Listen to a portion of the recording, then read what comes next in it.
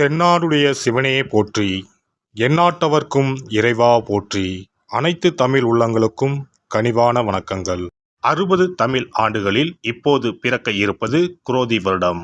இது 60 ஆண்டுகளில் 38வது வருடம். தற்போது இந்த தமிழ் புத்தாண்டு பிறக்கும் சமயத்தில் மேசத்தில் சூரியன் குரு, கன்னியில் கேது, கும்பத்தில் செவ்வாய் சனி, மீனத்தில் புதன் சுக்கிரன் ராகு என்ற கிரக அமைப்பு காணப்படுகிறது. அதோடு இந்த வருடத்தில் மேசத்தில் இருந்து ரிஷபத்திற்கு குரு பகவான் இடமாறும் இடப்பெயர்ச்சியும் நடக்க இருக்கிறது. ஆண்டின் துவக்கத்தில் மேசராசியில் சஞ்சரிக்கும் குரு பகவான் மே 1, 2024 முதல் ரிஷபராசிக்கு சென்று கன்னி, விருச்சகம், மகரம் ஆகிய ராசிகளை பார்வையிடுகிறார். வருட கிரகங்களில் அதிக வருடம் ஒரு ராசியில் பயணம் செய்யும் கிரகமான சனி பகவான் 29/3/2025 வரை கும்பராசியில் ஆட்சி பலம் பெறுகிறார். மேசம், சிம்மம், விருச்சகத்தை பார்க்கிறார். அதன் பிறகு மீனராசிக்கு செல்லும் சனி பகவான் ரிஷபம், கன்னி, தனுசு ராசியை பார்வையிடுகிறார். வருடம் முழுவதும் மீனராசியில் ராகுவும் கன்னி ராசியில் கேதுவும் சஞ்சரிக்கிறார்கள். இந்த குரோதி ஆண்டில் மேன்மையான பலன் பெறும் ராசிகள் மேசம், கடகம், கன்னி, விருச்சகம், மகரம். ஒவ்வொரு தமிழ் புத்தாண்டு வருடம் பிறக்கும் போது சூரிய பகவான் தனது உச்ச வீடான மேசத்தில் சஞ்சரிப்பார். ஆனால் இந்த குரோதி வருட புத்தாண்டை சிறப்பிக்கும் வகையில் குருவும் மேசராசியில் நிற்கிறார். இது போன்ற கிரக அமைப்பு 12 ஆண்டுகளுக்கு ஒருமுறை மட்டுமே உருவாகும். காலபுருஷ 5ஆம் அதிபதியும் பூர்வ புண்ணியஸ்தான அதிபதியுமான சூரியனுடன் காலபுருஷ 9ஆம் அதிபதி பாக்கியாதிபதியுமான குரு சேருவதால் தர்மம் தலைத்தோங்கும், ஆன்மீக நாட்டம் அதிகரிக்கும், ஆன்மீக ஸ்தலங்கள் புனர் அமைக்கப்படும், தொழில் முனைவோர் ஏற்றம் காண்பர். இந்த வருடம் முழுவதும் நிலவக்கூடிய கோல்சார நிலைகளின் அடிப்படையில் இந்த ஆண்டு நன்மை தீமைகளின் அளவு அவரவர் செயல்களால் கூடவோ குறையவோ கூடிய ஆண்டாக இருக்கும். மக்களிடையே உதவும் மனப்பான்மையும் பக்தி மார்க்கத்தில் நாட்டமும் அதிகரிக்கும். இந்த வருடம் முழுவதும் எல்லோருக்கும் நல்லதே நடக்கவும், நாடும் வீடும் செழிக்கவும் விநாயகர், நரசிம்மர், அனுமன், துர்க்கை ஆகியோரில் விருப்ப தெய்வத்தை கும்பிடுவது நற்பலன் தரும். குல தெய்வத்தையும் இஷ்ட தெய்வத்தையும் மறக்காம கும்பிடுங்க. அவரவரால் ஒரே ஒரு செடியையோ மரத்தையோ வளர்க்க முடியுமானால் அவசியம் தவிர்க்காமல் வளருங்கள். எப்போதும் நல்லதே நினையுங்கள், நல்லதே செய்யுங்கள். குரோதி வருடம் முழுவதும் உங்களுக்கு குறைவில்லா நன்மைகள் கிடைக்கும். மீனராசி அன்பர்களே, இந்த ஆண்டு குரு பகவான் 3ஆம் வீடான தைரிய ஸ்தானத்தில் ஆண்டு முழுவதும் பயணம் செய்ய போகிறார். குரோதி ஆண்டின் குருவின் பார்வை உங்கள் ராசிக்கு 7, 9, 11ஆம் வீடுகளின் மீது விழுகிறது. 3ஆம் பாவமான தைரியம், சகோதரம், வீரம் எனப்படும் 3ஆம் வீட்டில் பயணம் செய்யும் குருவினால் உங்களின் தைரியம், தன்னம்பிக்கை அதிகரிக்கும். பாக்கிய ஸ்தானத்தை குரு பார்த்தால் சகல பாக்கியமும் சேரும். குருவின் பார்வைப்படும் 7, 9, 11 பாவங்களால் யோகத்தை அனுபவிக்கப் போகிறீர்கள். திருமணம் தாமதமாகி நிற்பவர்களுக்கு இனிதே திருமணம் நடக்கும். வேலை கிடைப்பதில் பிரச்சனை உள்ளவர்களுக்கு நல்ல வேலை கிடைக்கும்.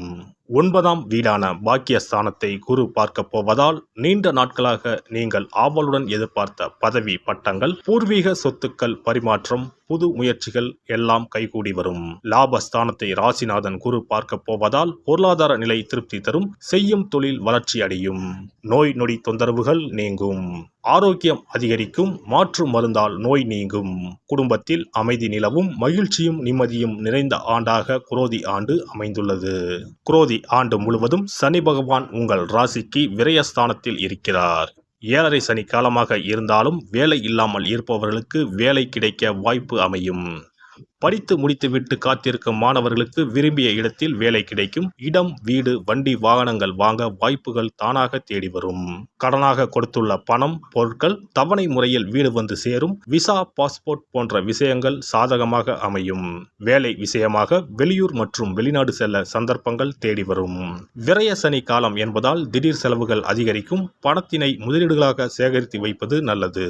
குரோதி ஆண்டு முழுவதும் ஜென்ம ராசியில் ராகு பகவான் பயணம் செய்வார். ஜென்ம ராகு களத்திரஸ்தான கேது உங்களுக்கு யோகங்களை தரப்போகிறார். களத்திரஸ்தானத்தில் உள்ள கேதுவை குரு பகவான் பார்வையிடுவதால் கோடீஸ்வர யோகம் தேடிவரப் போகிறது. பொன் பொருள் சேர்க்கை உண்டாகும். கணவன் மனைவி இடையே கருத்து வேறுபாடு ஏற்பட்டு நீங்கும்.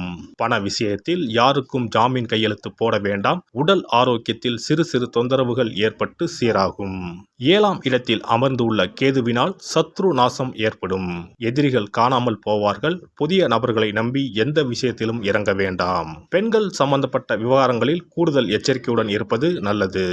குரு பகவானை பார்வையிடப் போகும் கேது ஆன்மீக பயணத்தை ஏற்படுத்துவார். தொழில் வியாபாரத்தில் லாபம் அதிகரிக்கும். வேலை செய்யும் இடத்தில் மதிப்பு மரியாதையும் கிடைக்கும். குரோதி ஆண்டில் மீன ராசியில் பிறந்தவர்களுக்கு கோடீஸ்வர யோகம் தேடி வரப்போகிறது. சனி செவ்வாய் சேர்க்கைக்கு ஞாயிற்றுக்கிழமை அன்று தங்கரளி பூமாலை, ஆரஞ்சு பழம் இவற்றோடு அகல் விளக்கில் மஞ்சள் துணியில் 21 மிளகை மூட்டை கட்டி நெய் ஊற்றி மஞ்சள் திரி போட்டு பைரவருக்கு தீபம் ஏற்றி வழிபடவும். வருட பிறப்பன்று நாம் செய்யும் செயல்கள் அனைத்தும் அந்த வருடம் முழுவதும் நமது வாழ்க்கையை வளப்படுத்தும் என்பது ஐதீகம்.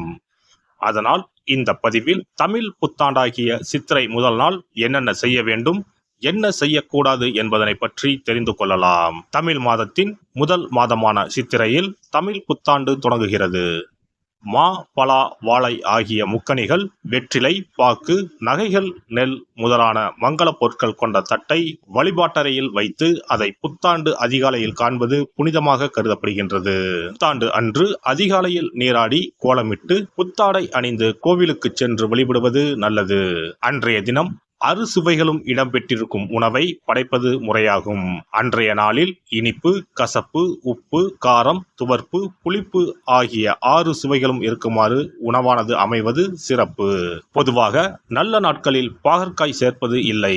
ஆனால் தமிழ் புத்தாண்டு அன்று அத்தனை வகையான சுவைகளும் இடம்பெற்ற படையலை படைப்பது விசேஷம் ஆகும். அனைத்தும் கலந்ததுதான் வாழ்க்கை என்பதை உணர்த்தவே இவ்வாறு அறுசுவை உணவு புத்தாண்டின் தொடக்கத்தில் படைக்கப்படுகிறது. சித்திரை மாத பிறப்பு என்பதால் கோடை காலத்தின் துவக்கத்தில் இருக்கிறோம். கோடை காலத்திற்கு உகந்த தானங்களை எல்லாம் புத்தாண்டின் துவக்கத்தில் செய்வது நல்லது. தோஷங்கள் நீங்கி வாழ்வு மலர உங்களால் முடிந்த அளவிற்கு குடை தானம், செருப்பு தானம், விசிறி தானம் ஆகியவற்றை செய்யலாம். மேலும் நீர்மோர் பந்தல் அமைப்பது, தண்ணீர் பந்தல் அமைப்பது போன்றவற்றை செய்வதால் உங்களுடைய கர்மாக்கள் அனைத்தும் தீரும். பறவைகளுக்கு, விலங்குகளுக்கு வீட்டின் வாசலில் தண்ணீர் வைப்பதும் சிறப்பு. தமிழ் புத்தாண்டு அன்று இறை வழிபாடுகளில் ஈடுபடுவதும் உங்களை மென்மேலும் வளரச் செய்யும். இளநீர், நுங்கு, விளாம்பழம், தர்பூசணி போன்ற குளிர்ச்சி மிகுந்த பழங்களை வாங்கி தானம் செய்வதும் நீங்கள் சாப்பிடுவதும் மிகவும் நல்லது. தமிழ் புத்தாண்டு அன்று தங்கம் அல்லது வெள்ளி நகைகளை வாங்குவது மென்மேலும் அவைகள் பெருகச் செய்யும். அதுபோல கல்லுப்பு, மஞ்சள், குங்குமம், வெற்றிலைப்பாக்கு, பழம் ஆகிய மங்கள பொருட்களை வாங்குவதும் குடும்பத்தில் மென்மேலும் லட்சுமி கடாட்சத்தை உண்டு செய்யும். அசைவம் சாப்பிடுவது, நகம் வெட்டுவது, முகச்சவரம் செய்வது, முடி வெட்டுவது போன்ற செயல்களை இந்நாளில் கட்டாயம் செய்யவே கூடாது. வீட்டில் இருக்கும் ஒட்டடைகளை அகற்றக்கூடாது. வீட்டில் சேகரித்து வைக்கும் குப்பைகளை வெளியில் கொட்டக்கூடாது. புதிய பொருட்களை வாங்கலாம். ஆனால் வீட்டில் உள்ள பொருட்களை அன்றைய தினம் யாருக்கும் கொடுக்க கூடாது. மேலும் யாருக்கும் கடன் கொடுக்க கூடாது. கடன் வாங்கவும் கூடாது. தமிழ் புத்தாண்டில் செய்ய வேண்டியவைகளை செய்து, செய்ய தவிர்க்க வேண்டியவைகளை தவிர்த்து வளமாக வாழ தமிழ் அன்னையை வணங்குவது சிறப்பு. எல்லாம் வல்ல இறையருளால் நீங்களும் உங்கள் அன்பு குடும்பமும் உடல் நலம், நீலாயுள், நிறை செல்வம், உயர் புகழ், மெய்ஞானம் ஓங்கி வாழ்க வளமுடன். இந்த வீடியோ பதிவு உங்களுக்கு பிடித்திருந்தால் லைக் பண்ணுங்க, கமெண்ட் பண்ணுங்க, ஷேர் பண்ணுங்க, மறக்காம சப்ஸ்கிரைப் பண்ணுங்க, பக்கத்துல இருக்கிற பெல் பட்டனை கிளிக் பண்ணுங்க. நன்றி, வணக்கம். ஓம் நமச்சிவாய. சிவாய நம.